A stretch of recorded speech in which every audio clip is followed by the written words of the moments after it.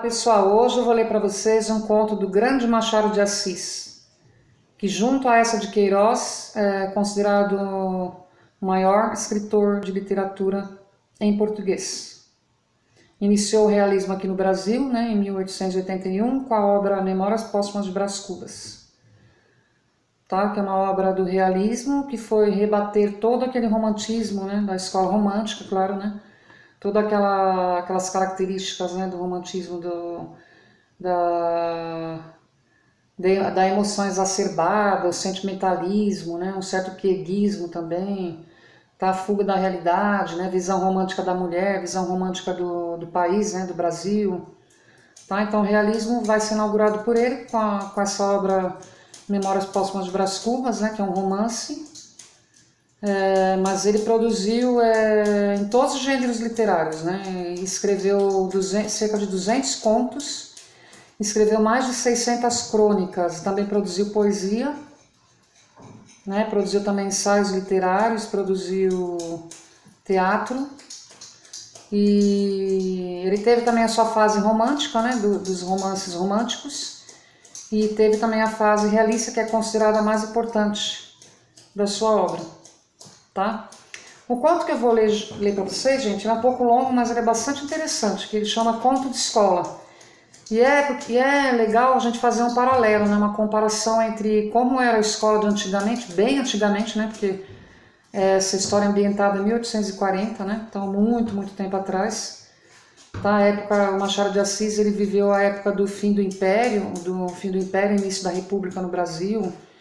Pegou também a época da escravidão, Então, para situar um pouquinho vocês no momento histórico. E o que é legal é vocês fazerem alguma comparação, entre toda a rigidez da escola que havia naquela época. Aliás, gente, até na época da ditadura aqui no Brasil, Quem viveu um pouco aquela época, como eu vivi, Na década de 60, nas décadas de 60 e 70, já a escola ainda era rígida, Imagina pelos idos de 1800 e alguma coisa. Tá? Então era bastante rígida. Então ela vai tratar dessa questão de como a escola era violenta, Não falo violenta em questão, não, questão de bater também, porque existia a palmatória. Inclusive aqui vai aparecer essa questão desse castigo, que era dado para os alunos que eram indisciplinados, E às vezes nem era indisciplinado, Porque a pessoa não podia nem respirar direito, não podia nem olhar, nem levantar, Tal professor entrava, tinha que levantar, na hora que ele entrava. Toda aquela questão, de respeito, mas era um respeito embutido com muito medo, Que era um autoritarismo muito grande. E também fala daquela questão daqueles alunos que têm uma dificuldade maior, E aqui o personagem da história, ele tem bastante dificuldade e por causa disso ele vai ter uma experiência bastante difícil assim, tá? Porque o pai dele era o professor, na verdade, tá? Então eu vou começar a ler o conto, Senão o conto já é demorado. A escola era na Rua do Costa, um sobradinho de grade de pau. O ano era de 1840. Naquele dia, uma segunda-feira do mês de maio, deixei-me estar alguns instantes na Rua da Princesa a ver onde iria brincar amanhã. Hesitava entre o Morro de São Diogo e o Campo de Santana, que não era então esse parque atual, construção de gentleman, mas era um espaço rústico, mais ou menos infinito, alastrado de lavadeiras, capim e burros soltos. Morro ou campo, tal era o problema. De repente disse comigo que o melhor era a escola. E guiei para a escola. Aqui vai a razão. Na semana anterior tinha feito 2 suetos, tipo carreto, Era tipo, fazer, sabe, levava alguma coisa para alguém, aí ganhava um dinheirinho, Comprava no mercadinho uma coisa, levava. E descoberto o caso, recebi o pagamento das mãos de meu pai, que me deu uma sova de vara de marmeleiro. As sovas de meu pai doíam por muito tempo. Era um velho empregado do arsenal de guerra, ríspido e intolerante. Sonhava para mim uma grande posição comercial e tinha ânsia de me ver com os elementos mercantis, como ler, escrever e contar, para me meter de caixeiro. Citava-me nomes de capitalistas que tinham começado ao balcão. Ora, foi a lembrança do último castigo que me levou naquela manhã para o colégio. Não era um menino de virtudes. Subi a escada com cautela para não ser ouvido do mestre e cheguei a tempo. Ele entrou na sala 3 ou 4 minutos depois. Entrou com o andar manso do costume, em chinelas de cordovão, com a jaqueta de brim lavada e desbotada, calça branca e tesa e grande colarinho caído. Chamava-se Policarpo e tinha perto de 50 anos ou mais. Uma vez sentado, extraiu da jaqueta um pouco de rapé e um lenço vermelho. Colocou-os na gaveta, depois relanceou os olhos pela sala. Os meninos que se conservaram de pé durante a entrada dele tornaram a sentar-se. Tudo estava em ordem, então começaram os trabalhos. Seu Pilar, eu preciso falar com você, disse-me baixinho o filho do mestre.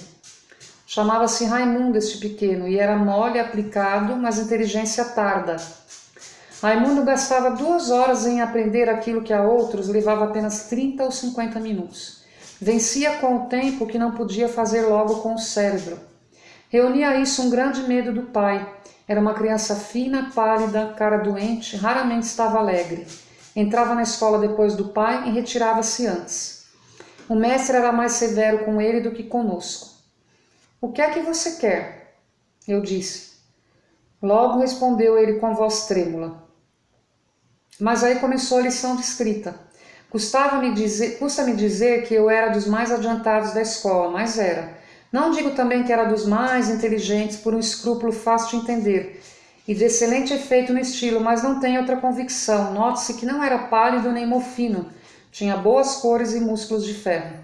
Na lição de escrita, por exemplo, acabava sempre antes de todos, mas deixava-me estar a recortar narizes no papel ou na tábua.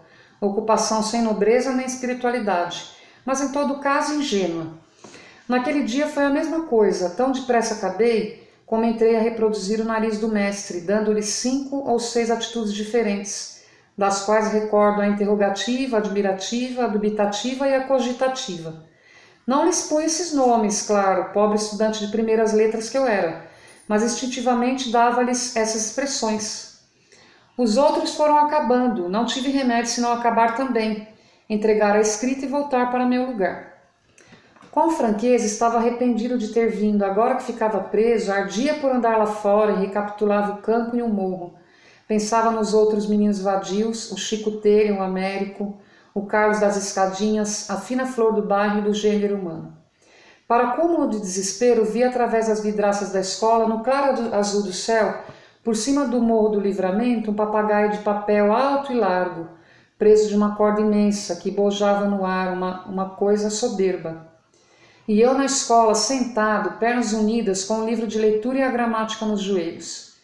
Fui um bobo em vir, disse eu ao Raimundo. Não diga isso, murmurou ele. Olhei para ele, estava mais pálido ainda, então lembrou-me outra vez que queria pedir-me alguma coisa e perguntei-lhe o que era. Raimundo estremeceu de novo e rápido disse-me que esperasse um pouco, era uma coisa particular. Seu Pilar, murmurou ele daí a alguns minutos, que é?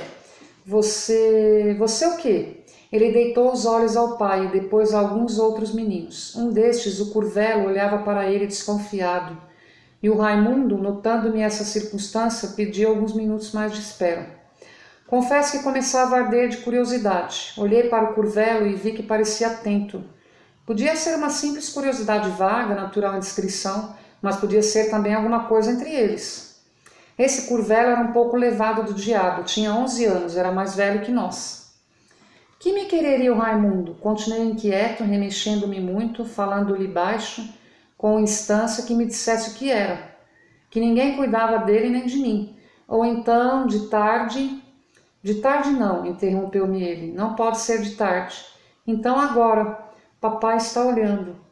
Na verdade, o mestre fitava-nos. Como era mais severo para o filho, buscava-o muitas vezes com os olhos, para trazê-lo mais aperreado.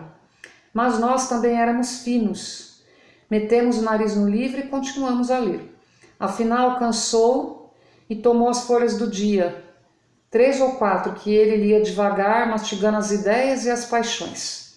Não esqueçam que estávamos, então, no fim da regência e que era grande a agitação pública.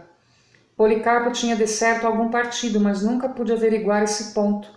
O pior que ele podia ter para nós era a palmatória, e essa lá estava, pendurada do portal da janela à direita com os seus 5 olhos do diabo. Era só levantar a mão, despendurá-la e brandi-la com a força do costume, que não era pouca. E daí podia ser que alguma vez as paixões políticas dominassem nele a ponto de poupar-nos uma ou outra correção. Naquele dia, ao menos, pareceu-me que lia as folhas com muito interesse. Levantava os olhos de quando em quando, ou tomava uma pitada, mas tornava logo aos jornais e lia a valer. No fim de algum tempo, 10 ou 12 minutos, Raimundo meteu a mão no bolso das calças e olhou para mim. Sabe o que eu tenho aqui? Não, uma pratinha que mamãe me deu. Hoje? Não, no outro dia, quando fiz anos. Pratinha de verdade? De verdade. Tirou-a vagarosamente e mostrou-me de longe. Era uma moeda do tempo do rei, cuido que 12 vinténs ou 2 tostões, não me lembro. Mas era uma moeda, e tal moeda que me fez pular o sangue no coração. Raimundo revolveu em mim um olhar pálido. Depois perguntou-me se a queria para mim. Respondi-lhe que estava caçoando, mas ele jurou que não. Mas então você fica sem ela? Mamãe depois me arranja outra, ela tem muitas que vovô lhe deu. Numa caixinha, algumas são de ouro. Você quer esta? Minha resposta foi estender-lhe a mão disfarçadamente, depois de olhar para a mesa do mestre. Raimundo recuou a mão dele e deu à boca um gesto amarelo que queria sorrir. Em seguida propôs-me um negócio, uma troca de serviços. Ele me daria a moeda e eu lhe explicaria um ponto da lição de sintaxe. Não conseguira reter nada do livro e estava com medo do pai. E concluí a proposta esfregando a pratinha nos joelhos. Tive uma sensação esquisita. Não é que eu possuísse da virtude uma ideia antes própria de homem. Não é também que não fosse fácil em empregar uma ou outra mentira de criança. Sabíamos ambos enganar ao mestre. A novidade estava nos termos da proposta, na troca de lição e dinheiro. Compra franca, positiva, toma lá da cá. Tal foi a causa da sensação. Fiquei a olhar para ele à toa, sem poder dizer nada. Compreende-se que o ponto da lição era difícil e que o Raimundo, não o tendo aprendido, recorria ao meio que lhe pareceu útil para escapar ao castigo do pai. Se me tem pedido a coisa por favor, alcançá-la ia do mesmo modo, como de outras vezes, mas parece que era a lembrança das outras vezes, o medo de achar a minha vontade frouxa ou cansada e não aprender como queria. E pode ser mesmo que em alguma ocasião lhe tivesse ensinado mal. Parece que tal foi a causa da proposta. O pobre diabo contava com o favor, mas queria assegurar-lhe a eficácia, e daí recorreu à moeda que a mãe lhe dera e que ele guardava como relíquia ou brinquedo. Pegou dela e veio esfregá-la nos joelhos à minha vista como uma tentação. Realmente era bonita, fina, branca, muito branca, e para mim, que só trazia cobre no bolso, quando trazia alguma coisa, um cobre feio, grosso, azinhavrado, não queria recebê-la e custava-me recusá-la. Olhei para o mestre, que continuava a ler com tal interesse que lhe pingava um rapé do nariz. Ande, tome, dizia-me baixinho filho. E a pratinha fuzilava-lhe entre os dedos, como se fora diamante. Em verdade, se o mestre não visse nada, que mal havia? E ele não podia ver nada, estava agarrado aos jornais. Lendo com fogo, com indignação. Tome, tome, relancei os olhos pela sala e dei com os olhos do Curvelo em nós. Disse ao Raimundo que esperasse. Pareceu-me que o outro nos observava, então dissimulei. Mas daí a pouco deitei-lhe outra vez o olho e, tanto se ilude à vontade, não lhe vi mais nada, então cobrei ânimo. Dê cá. Raimundo deu-me a pratinha sorrateiramente e metia-a na algibeira das calças com um alvoroço que não posso definir. Cá estava ela comigo, pegadinha à perna. Restava prestar o serviço, ensinar a lição e não me demorei em fazê-lo. Nem o fiz mal, ao menos conscientemente. Passava-lhe a explicação em um retalho de papel que ele recebeu com cautela e cheio de atenção. Sentia-se que desprendia o esforço 5 ou 6 vezes maior para aprender um nada. Mas contanto que ele escapasse ao castigo, tudo iria bem. De repente olhei para o Curvelo e estremeci, tinha os olhos em nós, com um riso que me pareceu mal. Disfarcei, mas daí a pouco, voltando-me outra vez para ele, achei-o do mesmo modo, com o mesmo ar, acrescendo que entrava a remexer-se no banco, impaciente. Sorri para ele e ele não sorriu, ao contrário, franziu a testa, o que lhe deu um aspecto ameaçador. O coração bateu-me muito. Precisamos muito cuidado, disse eu ao Raimundo. Diga-me isto só, murmurou ele. Fiz-lhe sinal que se calasse, mas ele estava, e a moeda cá no bolso lembrava-me o contrato feito. Ensinei-lhe o que era, disfarçando muito. Depois tornei a olhar para o curvelo, que me pareceu ainda mais inquieto, e o riso de antes mal estava agora pior. Não é preciso dizer que também eu ficara em brasas, ansioso que a aula acabasse. Mas nem o relógio andava como das outras vezes, nem o mestre fazia caso da escola. Este lia os jornais, artigo por artigo, pontuando-os com exclamações, com gestos de ombros, com uma ou duas pancadinhas na mesa. E lá fora no céu azul, por cima do morro, o mesmo eterno papagaio, guinando a um lado e outro, como se me chamasse a ir ter com ele. Imaginei-me ali com os livros e a pedra embaixo da mangueira, e a pratinha no bolso das calças, que eu não daria a ninguém. Nem que me cerrassem, guardá-la-ia em casa, dizendo à mamãe que a tinha achado na rua. Para que não me fugisse, ia apalpando, roçando-lhe os dedos pelo cunho, quase lendo pelo tato a inscrição, com uma grande vontade de espiá-la. Ó, seu Pilar! Bradou o mestre com voz de trovão. Estremeci como se acordasse de um sonho e levantei-me às pressas. Dei com o mestre, olhando para mim, cara fechada, jornais dispersos, e ao pé da mesa, em pé, o curvelo. Pareceu-me adivinhar tudo. Venha cá! Bradou o mestre. Fui e parei diante dele. Ele enterrou-me pela consciência dentro um par de olhos pontudos e depois chamou o filho. Toda a escola tinha parado, ninguém mais lia, ninguém fazia um só movimento. Eu, conquanto não tirasse os olhos do mestre, sentia no ar a curiosidade e o pavor de todos. Então o senhor recebe dinheiro para ensinar as lições aos outros? Disse-me o Policarpo. Dê cá a moeda que esse seu colega lhe deu, clamou. Não obedeci logo, mas não pude negar nada, continuei a tremer muito. Policarpo bradou de novo que lhe desse a moeda, e eu não resisti mais, meti a mão no bolso vagarosamente, saquei-a e entreguei-lhe-a. Ele examinou-a de um e outro lado, bufando de raiva, depois estendeu o braço e atirou-a à rua. E então disse-nos uma porção de coisas duras, que tanto o filho como eu acabávamos de praticar uma ação feia, indigna, baixa, uma vilania. E para emenda e exemplo íamos ser castigados. Aqui pegou da palmatória. Perdão, seu mestre, solucei eu. Não há perdão, dê cá a mão, dê cá. Vamos, sem vergonha, dê cá a mão, mas, seu mestre... Ore que é pior, estendi-lhe a mão direita, depois a esquerda e fui recebendo os bolos uns por cima dos outros, até completar 12, que me deixaram as palmas vermelhas e inchadas. Chegou a vez do filho e foi a mesma coisa, não lhe poupou nada, 2, 4, 8, 12 bolos. Acabou, pregou-nos outro sermão. Chamou-nos de sem vergonhas, desaforados, e jurou que se repetíssemos o negócio apanharíamos tal castigo que nos havia de lembrar para todo sempre, e exclamava, porcalhões, tratantes, faltos de brio. Eu, por mim, tinha a cara no chão, não ousava fitar ninguém, sentia todos os olhos em nós. Recolhi-me ao banco, soluçando, fustigado pelos impropérios do mestre. Na sala arqueava o terror. Posso dizer que naquele dia ninguém faria igual negócio. Creio que o próprio curvelo enfiara de medo.